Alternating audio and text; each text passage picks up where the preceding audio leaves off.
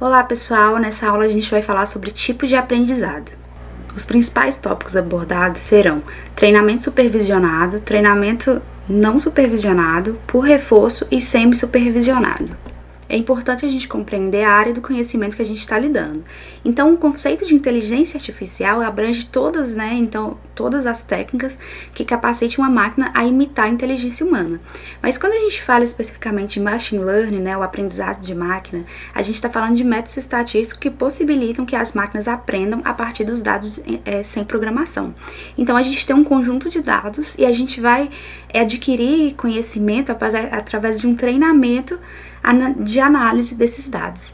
E esse tipo de conhecimento, ele vem do reconhecer padrões. A gente consegue definir padrões ou um modelo que possibilita a gente ter uma predição sobre um dado que a gente ainda não conhece. E aqui só pontuando, o Deep Learning, que é o trabalho de uso de redes neurais com múltiplas camadas que assimilam tarefas e reconhecem símbolos a partir dos dados. Quando a gente trata de programação, onde a gente vai definir o passo a passo de um algoritmo, basicamente a trajetória que esse algoritmo vai passar para chegar na resolução de uma questão, Só que com o machine learning é diferente. Na verdade, o machine learning tem que ter a capacidade de reconhecer um padrão para que ele aprenda, essa predição que ele vai fazer com os dados. Então, essa é um pouco da diferença lógica desse tipo de aprendizado. E ele se divide em dois ramos principais, mas a gente vai ver que tem ainda outros, Mas desses dois ramos tem o supervisionado, que é o tipo de aprendizagem supervisionada, e o não supervisionado. E a gente vai, ao longo da disciplina, os próximos algoritmos que a gente vai ver e aprender, eles tratam de compreender a ramificação aqui dessa árvore, dessa árvore que a gente tem. Então a gente vai começar explicando o que são esses dois tipos de aprendizagem diferentes, e depois ao longo do tempo a gente vai conhecendo esses algoritmos que fazem parte desses nós dessa árvore.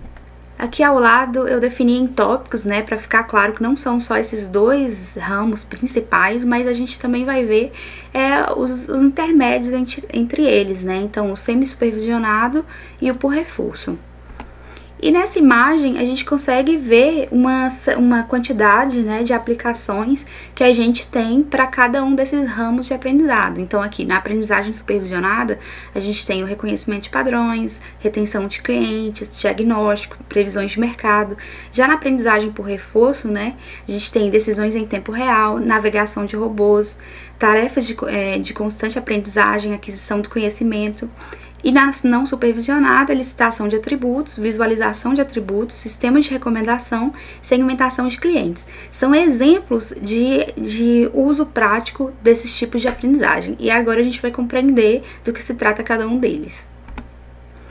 O treinamento supervisionado, ele se baseia de que a gente está tendo uma supervisão. Então, a gente tem um crítico, um auxiliar ou um especialista que vai orientar no conhecimento sobre aquele conjunto de dados.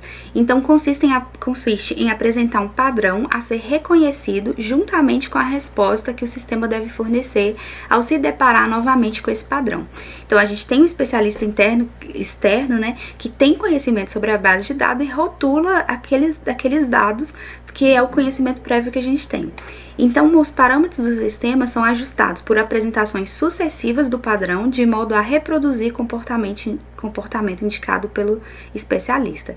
E aí a gente tem uma divisão, uma nova segmentação aqui dentro do supervisionado, que a gente tem os métodos paramétricos, que a gente assume uma distribuição dos dados, como esses dados estão distribuídos.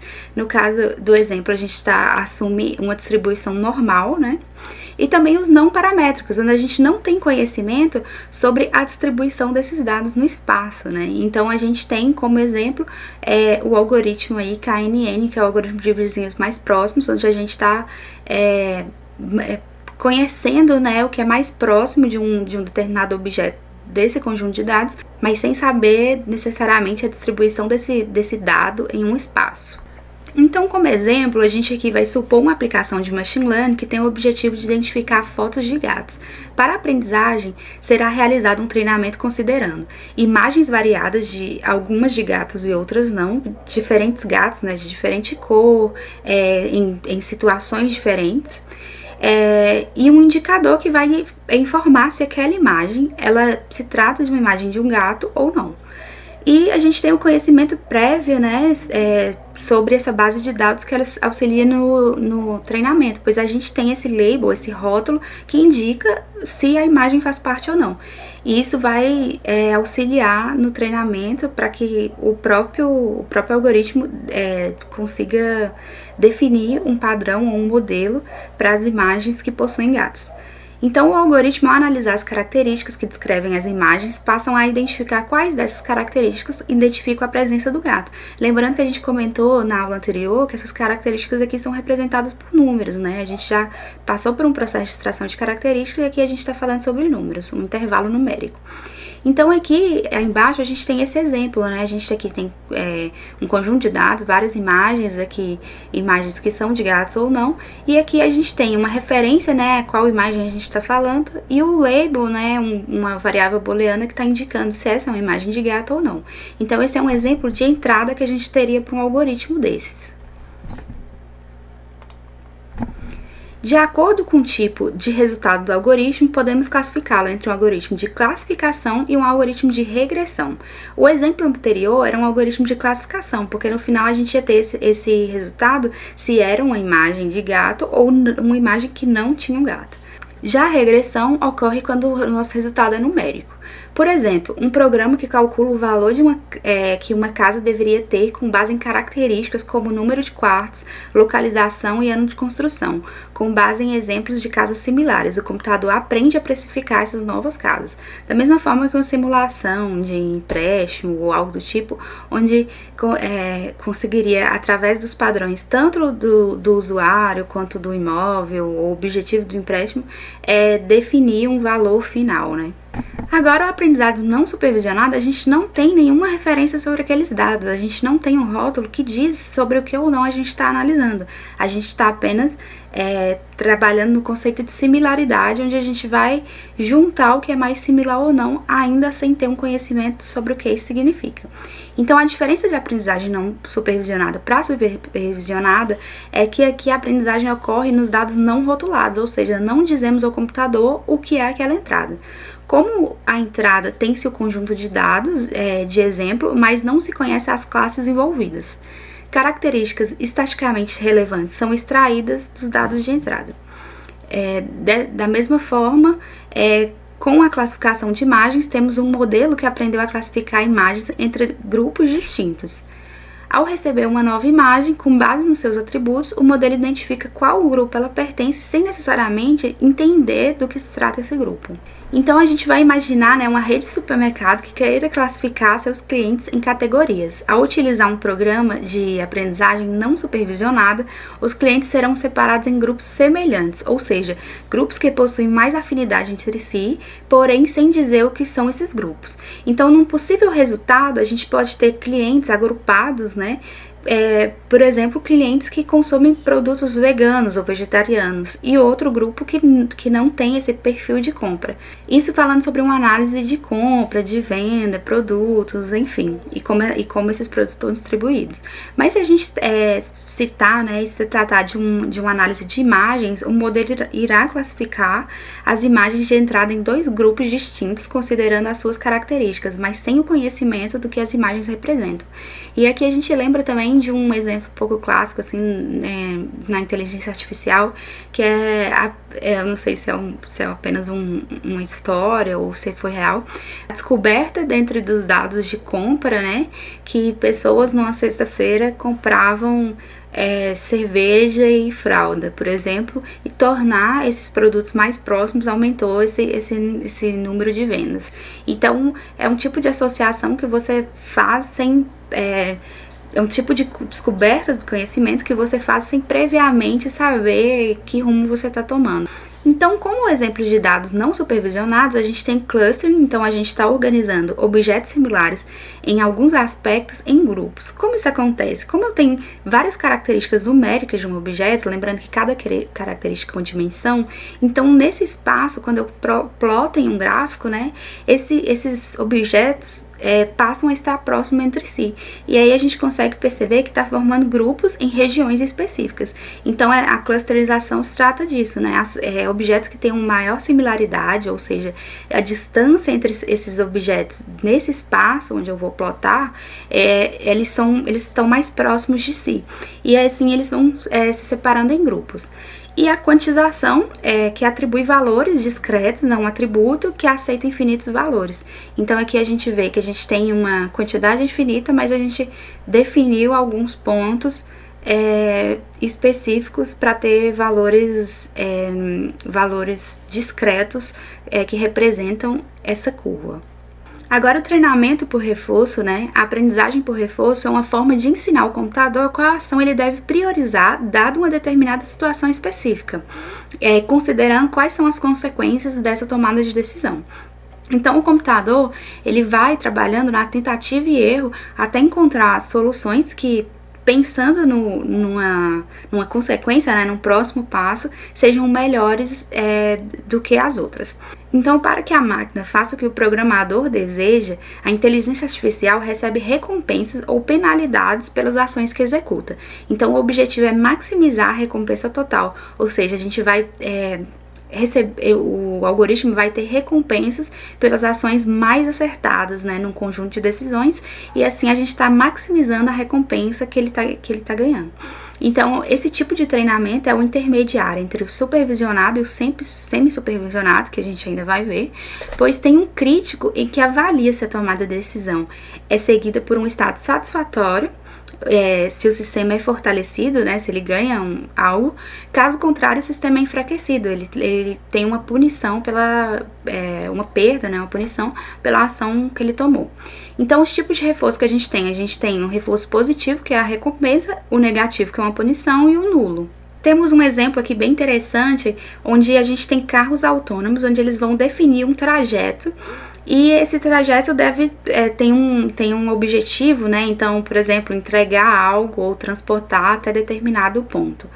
Então, a gente quer que o sistema ele consiga tomar uma decisão razoável, né, otimizada, mas sem que ele cause um acidente. Então, a aprendizagem por reforço é uma forma de ensinar o computador qual ação priorizar, dado uma determinada situação.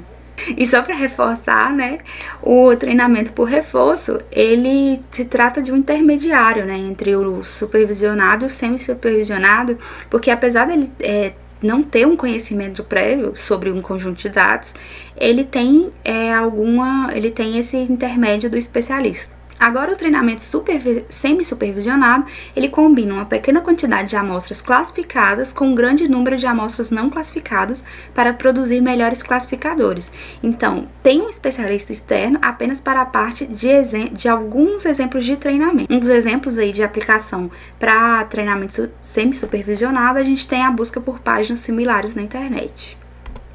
Então, voltando a essa imagem, a gente consegue compreender um pouco melhor porque tem essa distribuição, né, de uso de cada um desses aprendizagens, como a aprendizagem por reforço, que trabalha com decisões em tempo real, e os outros, como elicitação ou visualização de atributos, não tem essa interferência do humano nessa escolha, porque o algoritmo que vai definir o que está tendo o melhor impacto naquele cenário. E aqui, retenção de clientes, poderia ser uma classificação, né, desse grupo de clientes e assim, para pensar estratégias para reter esse cliente. Então, visualizando novamente essa imagem, a gente consegue compreender melhor esses nichos de aprendizado. Considerando que a gente vai aprender algo, né, a gente tem que ter um objetivo. Então, a gente estabelece uma função-alvo para cada algoritmo, né, para para cada técnica que a gente vai utilizar para aprendizagem. Então, trata-se de uma função objetivo, ela estabelece qual conhecimento será aprendido e permite verificar quão bem o conhecimento foi aprendido, né? Então, é essencial a gente entender como o nosso modelo, né, representou o nosso objetivo. Então, aqui, funções, algumas das formas, né, de perceber o quão bem esse alvo foi atendido, são funções discriminantes entre classes. Então, quão distantes classes que são diferentes estão umas das outras, e funções similares entre grupos. Então, objetos que fazem parte de um mesmo grupo, o quão perto eles estão, né? E a gente tem um teste diagnóstico que ajuda a gente a compreender melhor quais são os resultados que a gente está obtendo. Para que a gente compreenda melhor, a gente vai pensar ele num contexto de uma doença. Então, a gente vai verificar, ele aqui vai ser utilizado para verificar a ocorrência ou não ocorrência de uma doença. E ele compara o resultado de um teste com um padrão de referência. Se a gente observar esse primeiro quadrante, a gente vê que a doença está presente e o teste foi positivo. Então, a gente teve um resultado correto, né? Então, é um verdadeiro positivo. Tá correto. Nesse segundo aqui, a gente tem um falso positivo. Ou seja, a doença está ausente, a pessoa não tem a doença e o teste deu que a pessoa tinha essa doença. Aqui embaixo a gente tem o falso negativo. A pessoa tem a doença e o teste deu negativo. Então é importante a gente pensar, né, o quão crítico é você errar dizendo que a pessoa não tem a doença, sendo que ela tem, e em relação a dizer que ela tem e ela não ter a doença, né? Então aqui a gente tem um erro que é mais crítico que o outro, né? Esse aqui pode ser mais prejudicial. E aqui, no último, né, a gente tem que a doença é ausente e o teste é negativo. Então, a gente tem um verdadeiro negativo. Então, tá correto, verdadeiro positivo tá correto. E esses falsos aqui são erros, né? Um é falso positivo, porque deu positivo, mas não é. E outro é falso negativo, né? Deu negativo, mas não é negativo. E os cálculos que a gente usa para conseguir ter uma noção da quantidade de acertos e erros, né, é esse aqui. Então, a gente tem esses indicadores que pode ser calculado a partir dessa tabelinha que a gente viu. Então, a acurácia, né, que é a classificação correta, o termo que a gente usa nesse contexto é acurácia para definir isso, é que a gente tem os verdadeiros positivos e os verdadeiros negativos sobre todas as classificações que ocorreram, né? Então, a gente tem aqui apenas os acertos, né, sobre todas as classificações que ocorreram. E aqui a classificação incorreta a gente tem o contrário, né? A gente tem a soma dos erros sobre todas as classificações que aconteceram. Outro indicador que a gente tem sobre esses dados é a sensibilidade, né? Então, a capacidade de detectar corretamente os doentes. Então, ela é feita sobre os verdadeiros positivos e os falsos negativos. Então, de pessoas que têm a doença, qual a sensibilidade, né? Qual a capacidade que ela tem de classificar, detectar corretamente os doentes. Então, sobre todos os que foram, todos os doentes, quais foram classificados corretamente. E a especificidade, que é a capacidade de detectar corretamente os indivíduos sadios. Então, aqui a gente tem o verdadeiro negativo, que são as pessoas sadias, sobre os verdadeiros negativo, ou seja, não tem a doença, mas o falso positivo, que também não tem a doença. Então, dentre as pessoas que têm a doença ausente, qual foi a capacidade de acertar o verdadeiro negativo, né? A pessoa que deu que não tinha nada e ela realmente não tinha. A gente vai dar continuidade na matéria agora, entrando nesses algoritmos que faz parte desses ramos dos tipos de aprendizagem. Então, espero vocês na próxima aula.